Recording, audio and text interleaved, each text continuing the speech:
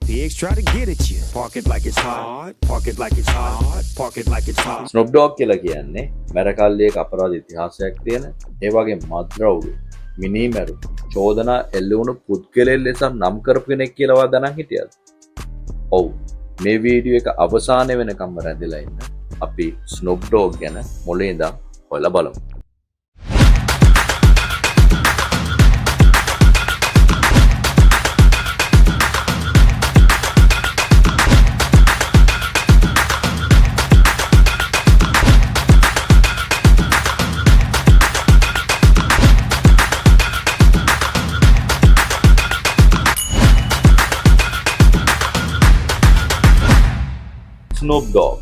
ස්නූප් ඩොග්ගේ සැබෑ නම ඇත්ත නම කැල්වින් කෝඩබ්‍රෝඩස් ජූනියර් කියන නමයි.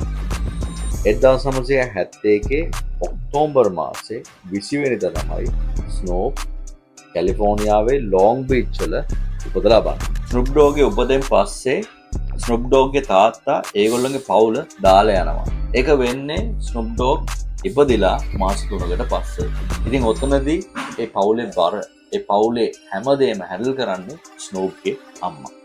ඉතින් ස්නූප් පොඩි කාලේ ඉඳන් අසල්වාසීන් එක්ක පවුලේ කට්ටියත් එක්ක එහෙම හැසිරෙමින් හැමදේම පොඩ ඉගෙන ගත්තා. ඉතින් ඔය කාලෙදී ඔහොම එනවත් එක්කම ස්නූප් තරුණ වියට ආවට පස්සේ 70 දශකයේ 80 දශකයේ තමයි ඒ ලොස් ඇන්ජලිස් වල සහ ඒ පළාත්වල මත්ද්‍රව්‍ය ඒ වගේම ප්‍රචණ්ඩකාරී දේවල් කෙමෙන් හිමීට එළියට ආවේ. ඉතින් එහෙම කුඩා කාලේ හිටපු ස්නූප් ඩොග් තරුණ කාලයට එනකොට තරුණ වියට එනකොට මේ හැම දෙයක්ම වෙනස් වෙනවා. එයාගේ වයස අවුරුදු 17 දී මෙයා අම්මා කියන දේවල් අහන්න නැති නිසා මුරණ්ඩු නිසා අම්මගේ වචනට වඩා පිටින් යන නිසා අම්මා තීරණය කරනවා මෙයාව ගෙදරින් එළියට දාන්න. ඉතින් ඔතනින් තමයි ස්නූප් ඩොග් මත්ද්‍රව්‍ය වලට කෙලින්ම ප්ලග් වෙන්නේ. ඉතින් එයාගේ ජීවිතේ අවුරුදු 17න් පස්සේ කෙලින්ම මත්ද්‍රව්‍යත් එක්ක තමයි ජීවිතේ ඔතනින් පටන් ගන්න.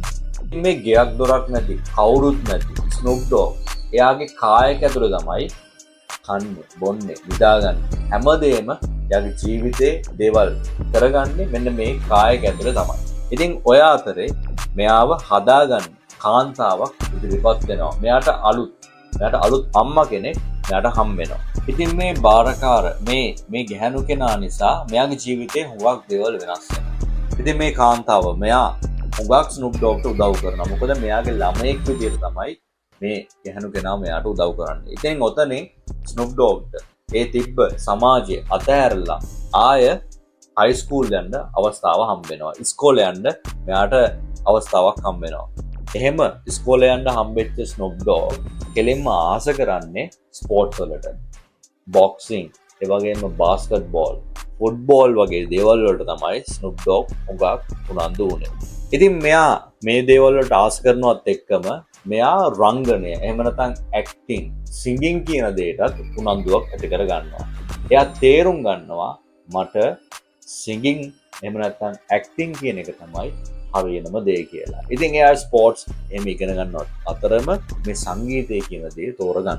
එයාගේ පළවෙනි පද රචනයේ විදිහට පළවෙනි සින්දුව විදිහට මෙයා උදව්වට එහෙම නැත්නම් මේ මියුසික් ස්ටයිල් එක දැනගන්න මෙයා පාවිච්චි කරන්නේ මෙන්න මේ ආටිස්ට්ලාගේ සින්දු දෙක. When I reached the age of a cool 16, I went to the college on the rhythm scene. And though I had math, gym, and history, I didn't get to dance with them all that night. Cause at the break of dawn, I saw a sun like a...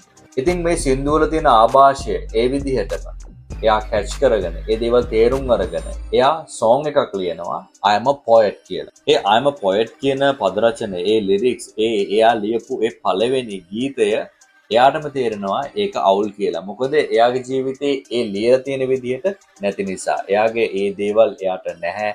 ඒ දේවල් වටපිටාව හෝ එයාට තියෙන ඒ reach එයාට ඒ තියෙන ලියලා තියෙන විදිහට එයාගේ ජීවිතේ නැති නිසා ස්නූප් තේරුම් ගන්නවා මේක එහෙන බොරු වැඩක්, මේකේ මම ලියලා තියෙන්නේ බොරු. එහෙම කියලා ස්නූප් ඩොග් give up කරනවා. The first lyrics you wrote, the first song that you wrote? It was a song called I'm a Poet. How old were you? Probably about 11 or 12. Uh-huh. Yeah. Do you remember any of that song? It was garbage. It was bad? ඉතින් ස්නොප් dog ඔහොම හිතලා එයා හයි school එකේ ඔහොම ඉගෙන ගන්න ගමන් එයාට වඩා අවුරුද්දක් පල්ලෙහා කෙනෙක් ඉන්නවා ෂෝන් ද රැපර් කියලා. මේ ෂෝන් ගාව එයා ගෙදර හදාගත්ත පොඩියට එකියුප්මන්ට්ස් එක පොඩි ස්ටුඩියෝ එකක් හදාගෙන මේ ෂෝන් එයාගේ ඒ රැප් ඒ දේවල් ඉගෙන ගනිමින් තමයි හිටියේ. ඉතින් එයාගේ හොඳම යාළුවෝ තමයි නෙට් ඩොග් ඒ වගේම වරන්ජී කියන කෙනා. ඉතින් වරන්ජී ස්නූප්ව කලින් ඉඳලම දන්නවා එයාගේ යාළුවෙක්. ඉතින් ඔතනදී ස්නූප් හැම වෙලේම ඒ රයිම්ස් ඒ වගේම ඒ බාස් ඒ වගේම ඒ දේවල් ඒ පද රචනය කරනකොට ලියනකොට ඒ දේවල් හරියන්නේ නැහැ කියලා කුණු බාස්කට් එකට දාද්දි වරන්ජී තමයි මේ දේවල් හොඳ දේවල් තෝරගෙන මෙයාගේ ස්කිල් එක දැක්කා. ඒ නිසා තමයි වරන්ජී ඔළුවේ තියාගත්ත යාළුවට මේගොල්ලෝ ඉන්ට්‍රොඩියුස් කරලා දෙන්න ඕනේ කියලා. ඉතින් ඔතනින් තමයි ස්නොප් ඩොග් ඒ වගේම වරන්ජී නෙට් ඩොග් ඒ වගේම ෂෝන් ද රැපර් කියන කට්ටිය එකට එකතු වෙලා ඒගොල්ලොන්ගේ ඒ මිත්‍රත්වය ඒ ෆ්‍රෙන්ඩ්ෂිප් එක ගොඩ නැගෙන්නේ. ඉතින් ඒගොල්ලෝ ඔක්කොම එකට එකතු වෙන්නේ පොලිටෙක්නික් කියන හයි ස්කූල් එකේ. ඒක තියෙන්නේ ලොං බීච් වල. ඉතින් මේගොල්ලෝ මේකේ උපාධිය ගන්න අවස්ථාවෙත් තමයි මේගොල්ලෝ හැමෝම එකට එකතු වෙන්නේ. ඉතින් මේගොල්ලෝ මේ දේවල් ඉගෙන ගන්න ගමන් ඒ කාලේ හුඟක් ෆේමස් අයිඩල් රිචි කියලා රැපර් කෙනෙක් හිටියා. එයාගේ කණ්ඩායමක් තිබ්බා, ගෑන් එකක් තිබ්බා 415 කියලා. ඉතින් ඒ කණ්ඩායම ඒ විදිහට ඒ දේවල් දැකලා මේගොල්ලෝ තීරණය කරා 213 කියලා කණ්ඩායමක් හදන්න. එතනදී නෙට් ඩොග් වරන්ජී ඒ වගේම නෙට් ඩොග්ගේ තවත් ඥාති සහෝදර දෙන්නෙක් ඇතුළත් කරලා මේගොල්ලෝ මේ 213 කියලා ක්‍රූ එකක් හදනවා, ගෑන් එකක් හදනවා. අන්න එතනින් තමයි ස්නූප්ගේ පළවෙනි ඔෆිෂියල් සෝං එකක් විදිහට Long Beach is the motherfucker කියන song එක ස්නූප්ගේ first song එක විදිහට එළියට එන්නේ.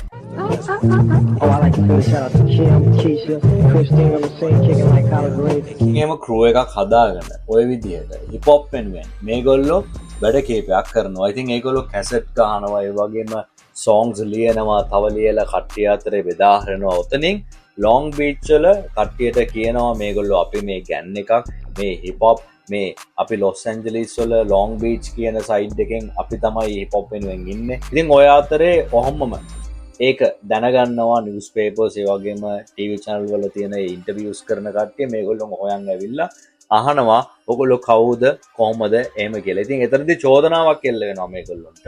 ඔයගොල්ලෝ ගාව හරි ක්වොලිටි එකක් නැහැ. ඔයගොල්ලෝ මෙහෙමයි.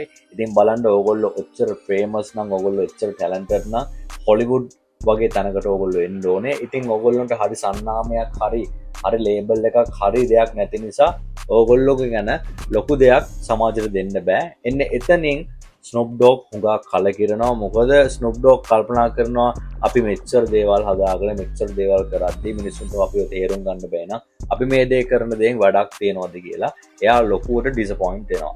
ඉතින් ඔතනින් ඩිසපොයින්ට් වුණ ස්නූප් ඩොග් ආය රැප් කරන ගමන් මෙයාට හරි විෂන් එකක් නැති නිසා මෙයාගේ දේවල් මෙයාට මෙහෙම දෙයක් වුණ නිසා මෙයා ආය මද්ද්‍රව්‍ය ජාවාරම් කරන්න පටන් ගන්නවා. ආය එක මර්ඩර් කේස් ඒ වගේම අනිත් අයට හිංසා කරන වැඩ අනිත් හුඟක් අනවශ්‍ය දේවල් වලට මගේ ජීවිතේ ඒ දේවල් වලට යොමු කර ගන්නවා. ඉතින් වරන්ජීගේ තාත්තා හුඟක් වරන්ජීට හුඟක් ආදරේ. ඉතින් වරන්ජීට කියනවා දවසක් ස්නූප්ට කියන්න එයාගේ ඒ තියෙන ඔය මද්ද්‍රව්‍ය ඔය ගෑන් බෑන් ඒ මයින්ඩ් සෙට් එක ඒ මානසිකත්වය ටිකකට පැත්තකට දාලා ස්ටුඩියෝ එකට ඇවිල්ලා එකතු වෙලා ફોකස් කරලා ඕගොල්ලෝ වෙනුවෙන් කට්ටිය වෙනුවෙන් එකතු වෙලා වැඩක් පටන් ගන්න කියලා. ඉතින් ඔතනින් හුඟක් පුෂ් කරනවා වරන්ජීගේ තාත්තා මේගොල්ලොන්ව. ඉතින් වරන්ජී හැම වෙලේම ස්නූප් පස්සට යන වෙලාවේ කතා කරලා කොහොම හරි මොටිවේට් කරලා සහෝදරයෙක් ඒ විදිහට අන්න ඒ විදිහට කටයුතු කරලා ආය ස්නූප් ඩොග් ස්ටුඩියෝ එකට ගෙනල්ලා කට්ටිය එකතු වෙලා නෙට් ඩොග්ලා කට්ටියම එකතු කරගෙන ආය මේගොල්ලෝ රැප් ලියන්න ඒ වගේම songs හදන්න පටන් ගන්නවා. ඉතින් ඔය අතරේ ක්ලබ් එකකදී වරන්ජීට ඩොක්ටර් ඩ්‍රේව හම්බ වෙනවා. ඩොක්ටර් ඩ්‍රේ කියලා කියන්නේ වරන්ජීගේ කසින් කෙනෙක්. ඉතින් ඔතනදී ඩ්‍රේට කියනවා මගේ ඉන්නවා මෙහෙම ක්‍රූ එකක් මගේ මෙන්න මේ කට්ටිය ඉන්නේ. ඉතින් ස්නූප් ඩොග් කියලා කියන්නේ හුඟක් විෂන් එකක් තියෙන ඒ වගේම පවර්ෆුල් ලිරික්ස් තියෙන ස්ටෝරි ටෙලිං රැපර් කෙනෙක්. ඉතින් එයත් එක්ක වැඩ පටන් ගන්න මම අනිවාර්යෙන් සපෝට් එක දෙනවා. අන්න එතනින් තමයි වැරන්චි ස්නෝප් ගැන ඩොක්ටර් ඩ්‍රේට රෙකග්නයිස් කරන්නේ මෙන්න මෙයා කොහොමද මෙන්න මෙයා මේ වගේ කෙනෙක් කියලා. ඊට පස්සේ ඒ අතරේ ඩොක්ටර් ඩ්‍රේ රූත්ලස් රෙකෝඩ් එකත් එක්ක එහෙම නැත්නම් NWA crew එකත් එක්ක ගැලවිලා ඇවිල්ලා ඩෙත්‍රෝ රෙකෝඩ්ස් එක්ක තමයි සම්බන්ධ වෙලා හිටියේ. ඔන්න ඔතනදී තමයි කියන්නේ හරි වරෙන් ඔයා කියන්නේ යාට ගිහිල්ලා එන්න කියලා අපි අලුතෙන් වැඩ ටිකක් පටන් ගමු එහෙම කියලා. ඉතින් ඔතනදී වැරන්ජි ස්නූප්ගේ සිංගල් songs තියෙන පොඩි කැසට් එකක් ඩොක්ටර් ඩ්‍රේට දෙනවා. ඉතින් ඔතනින් ඩ්‍රේ ගිහිල්ලා අහලා හුඟක් සෑහීමටපත් වෙනවා මෙයාගේ මේ ලිරික්ස් ඒ වගේ මෙයාගේ මේ ස්ටයිල් එක පොයට්‍රි ඒ වගේ ඒ ස්කිල්ස් ඔක්කොම ඇතුළත් වෙන හින්දා මෙයා කොහොම කෙනෙක්ද කියලා ඩොක්ටර් ඩ්‍රේ දැනගන්නවා. ඔන්න ඔතනදී තමයි ඩොක්ටර් ඩ්‍රේ ස්නොප් ඩොග් එක්ක වැඩ කරන්න පටන් ගන්න. එතනදී ඩෙට්‍රෝ රෙකෝඩ් එක ඔක්කොම හැන්ඩල් කරේ හැමදේම අයිතිකාරය විදියට හිටියේ ෂුගර්නයි. ඉතින් ෂූග් එයාගේ තියෙන ධනය ඒ වගේම එයාගේ තියෙන උපරිම සහාය මේ ලේබල් එකට ලබා දුන්නා. ඒ කියන්නේ ඩෙට්‍රෝ රෙකෝඩ් එක දියුණු කරන්න තමයි ෂූග් හැම වෙලේම එයාගේ ඔළුවේ තිබ්බේ. ඉතින් එයා දැනගත්තා ඩ්‍රේ එහෙම නැත්නම් ස්නොප් ඩොග් ඒ දෙන්න එකතු වුණොත් මේ ක්‍රූ එක අනිවාර්යෙන් හොල්ලන්න පුළුවන් රෙකෝඩ් ලේබල් එකක් වෙනවා කියලා. ඉතින් ඒගොල්ලොන්ට අවස්ථාව හම්බ වෙනවා ෆිල්ම් එකක පසුතල ගීත සහ ඒකේ මේන් ගීත විදිහට ස්නොප් ඩොග් සහ ඩ්‍රේව ඇතුළත් කරගෙන ඩෙට්‍රෝ රෙකෝඩ් එකත් එක්ක මෙන්න මේ ෆිල්ම් එකට සහාය වෙන්න. ඉතින් මේ ෆිල්ම් එකේ ප්‍රධාන නළුවා ලෝරන්ස් ෆිෂ්බර්න්. ඉතින් ලෝරන්ස් කියලා කියන්නේ ප්‍රසිද්ධ ඒ වගේම බ්ලැක් කමියුනිටි එකේ ලොස් ඇන්ජලිස් වල කොම්ප්ටන් ඒවා කැලිෆෝනියා එක පළාත්වල ඉන්න ඒ රසිකයෝ ඉන්නවා යාට සහ යා හුඟක් ෆේමස් ආටිස්ට් කෙනෙක් ෆේමස් කලාකරුවෙක්. ඉතින් මෙයාගේ ෆිල්ම්ස් හැමෝම බලනවා. ඉතින් එතනදී ඔය අවස්ථාව ඒගොල්ලොන්ට ඩෙට්‍රෝ එකට හම්බෙච්ච ලොකු ටර්නින් පොයින්ට් එකක්. ඒ වගේම ලොකු අවස්ථාවක් විදිහට සලකන්න පුළුවන්. මොකද ඒගොල්ලොන්ට හම්බෙච්ච ලොකු කොන්ට්‍රැක්ට් එකක් සහ ඒගොල්ලොන්ට ඒ songs මේ ෆිල්ම් එක වෙනුවෙන් දායකත්වය දෙන එක ඒගොල්ලෝ ලොකු achievement එකක් විදිහට ඒගොල්ලෝ ඒක ලබා ගත්තා. 187 on an undercover car. ඉතින් nothing but the G-Tang song එක එළියට එනවත් එක්කම ඒ peak time එකේදීම තමයි ඩොක්ටර් ඩ්‍රේ Easy E එක්ක beef එකක් ඇති කරගන්නේ. නමුත් ඩොක්ටර් ඩ්‍රේ මේ කට්ටියත් එක්ක දිගටම වැඩ කරගෙන යනවා. ඩ්‍රේ පුෂ් කරනවා ස්නූප්ව මෙන්න මෙහෙම දෙයක් වෙලා තියෙනවා. ඉතින් Easy මාත් එක්ක beef එකට ඇවිල්ලා තියෙනවා. ඉතින් අපි හරියට හරි විදිහට හිප් හොප් කියන්නේ මෙන්න මේකයි කියලා ඔයා මාත් එක්ක එකතු වෙච්ච විදිය හරියට අපි සින්දුවක් කරලා එළියට දාමු ස්නූප් කියලා. ස්නූප්ව ඩොක්ටර් ඩ්‍රේ පුෂ් කරනවා. ඉතින් මෙන්න මෙතනදී තමයි fuck with Dre කියන song එක එළියට එන්නේ. විශේෂයෙන් කියන්න ඕනේ ස්නොප් ඩොග්ට Easy E සමග කිසිම බීෆ් එකක් හෝ මොකක්වත් ප්‍රශ්නයක් තිබ්බේ නැති කෙනෙක්. Easy Eට හුඟක් කැමති කෙනෙක් තමයි ස්නොප් ඩොග්. ඉතින් ස්නොප් ඩොග් හැම වෙලේම Easy E එයාගේ ටැලන්ට්ස් දැක්කා. එයා කොහොම කෙනෙක්ද කියලා දැක්කා. එයා රියල් ගැන්ග්ස්ටර් කෙනෙක් කියලා දැනන් හිටියා. නමුත් ඩ්‍රේත් එක්ක එකතු වුණ නිසා ඒක හුඟක් එයාට ෂෝ කරන්න. එහෙම නැත්නම් පෙන්වන්න. එයාට ඒක අවස්ථාවක් උනේ නැහැ. That's how I was with Eazy-E, nigga. I loved Eazy-E. Right, as a kid. But I never could be friends with Eazy when I got with Dr. Dre. I could never say, damn, Eazy, you a bad, what you call your hard. I always had to be like, nigga. How many niggas out there like Eazy-E? Easy motherfucking. We don't love that nigga. Because that's the stance I was in. Did you ever get to tell? Never. Oh, man. ඉතින් මිනිස්සු ඒ කාලේදී හුඟක් beef ඒ වගේ ප්‍රචණ්ඩකාරී ඒ වගේම ප්‍රචණ්ඩකාරී දේවල් කියන music style එකක් විදිහට තමයි ගෑන්ග්ස්ටර් රැප්. එහෙම නැත්නම් ආభాෂයේ තිබ්බේ. ඉතින් ස්නූප් ඩොග් තමයි මේ ඩොගි ස්ටයිල් කියන ඇල්බම් එකත් එක්ක ඒ දේ වෙනස් කරේ. හුඟක් ඩාන්ස් කරන්න පුළුවන් සී වෝක් ඒ වගේම ක්‍රික් වෝක් දාලා සහ ඒ G-Funk මියුසික් එක්ක ඒක ෆීල් වෙන්න කොහොමද කියන්නේ සහ ඒක වෙනම ලෙවල් එකකට අරන් ආවේ මේ ස්නූප් ඩොග්. ඒකෙන් තමයි ජින් ඇන්ඩ් ජූස් ඒ වගේ හොඳ ඒ වගේ ෆන් ඒ වගේම ඔතෙන්ටික් ඒ කියන්නේ හිප් හොප් ඉතිහාසයේ අමුතුම වෙනස්ම විදිහේ විප්ලවයක් ඇති කරපු ඇල්බම් එකක් විදිහට මේ ඩොගි ස්ටයිල් ඇල්බම් එක අපිට නම් කරන්න පුළුවන්. So much drama in the LBC. It's kind of hard being Snoop D-O double G. The depths of the sea. Back to the black Snoop Doggy Dogg Funky. Yes, the ඒ අතරේ ස්නූප් ෂුග් night එක personal ප්‍රශ්නයක් ඇති කරගන්න හේතුවෙන් ඉතින් ඒගොල්ලෝ එහෙම්මම separate වෙනවා පොඩි මතවාදයක් ගිහිල්ලා පොඩ්ඩක් මේ වෙලා දෙන්න වෙනම වෙනවා එතනින් ස්නූප් තනියම කරියර් එක ඉදිරියට අරන් එනවා ස්නූප් ගැන හුඟක් දේවල් කියන්න තියෙනවා නමුත් මම මේ වීඩියෝ එක හුඟක් කෙටි කරලා ඔයගොල්ලන්ට කියන්නේ ඉතින් ඔතනදී ස්නූප් ඩොග් ඩොක්ටර් ඩ්‍රේක් ඇති කරගත්ත යාළුකම නිසාම ඒ දෙන්න එකතුලා වැඩ කරනවා ඉතින් ඒගොල්ලෝ හුඟක් ගීත එළියට දානවා ඒ අතර තමයි next episode ඒ වගේම ස්ටිල් ඩ්‍රේ hip hop history එකේ ෆ්‍රන්ට් ලයින් එකේ ආපු songs විදියට දැනටත් එයාගේ songs තියෙනවා ඒ වගේ මෙයාට එයාගේ කරියර් එක ඉදිරියට අරන් යනවත් එක්කම ස්නූප්ට හම්බ වෙනවා ෆිල්ම්ස් වල රඟපාන්න එයාට ඊට පස්සේ එයා රංගන ජීවිතයට පිවිසෙනවා එතනින් ස්කේරි මූවීස් ඒ වගේ ෆිල්ම්ස් කීපයක් තියෙනවා මෙයා රඟපාපු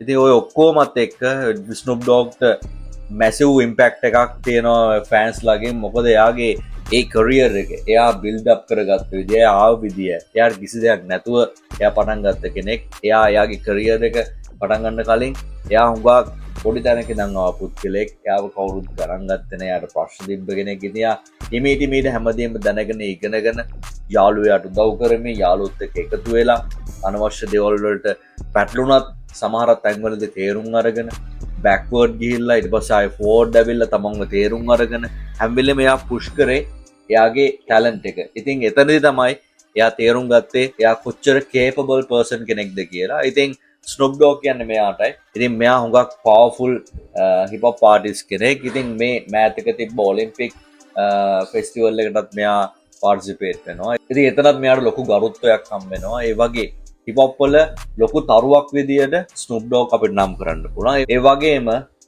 1970 80 ඉඳන් මේ 2025 වගේ වෙනකන් කාලෙදී ඇක්ටිව්ම ඒ වගේම තාමත් ක්වයට් නැති සයිලන්ට් නැති රැප් ආටිස්ට් කෙනෙක් විදිහට නම් කරොත් ස්නූප් ඩොග්ව නම් කරන්න පුළුවන්. දැනටත් එයා තාම ඒ පීක් ලෙවල් එක තියෙනවා. එයා දැනටත් හෝස්ට් කරනවා ටීවී ෂෝස් වල ඒ වගේම ඇක්ටිං ඒ වගේම රැපින් හැමදේම එයා තාමත් ඒ කරියර් එකේ කරන් යනවා. ඉතින් මෙයා තමයි ස්නූප් ඩොග්.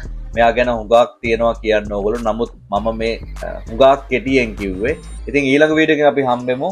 මෙයා තමයි ස්නූප් ඩොග් කියන්නේ one and only death row. ඒ වගේම Los Angeles Long Beach Crip member කෙනෙක් තමයි ස්නූප් ඩොග් කියලා කියන්නේ. I've learned to love more than hate, and that's the overall thing of it all. Just to try to learn to love more, because it's easy to hate, but it's hard to love. ඉතින් මේ හා සම්බන්ධ ඔයා මොනවද හිතන්නේ කියලා අනිවාර්යයෙන්ම පල්ලෙන් comment එකක් දාන්න අමතක කරන්න එපා. අපි තවත් මේ වගේ වීඩියෝ එකකින් හම්බෙමු. තවමත් SL Hip Hop Dictionary YouTube channel එක subscribe කරලා නැත්නම් දැම්ම subscribe කරලා එකතු වෙන්න. ඒ වගේම අපි ඊළඟ වීඩියෝ එකෙන් හම්බෙන්න බලාපොරොත්තු වෙන ඔයගොල්ලොන්ගේ සමු ගන්න. එහෙනම් ඔයගොල්ලන්ට සුබ දවසක්.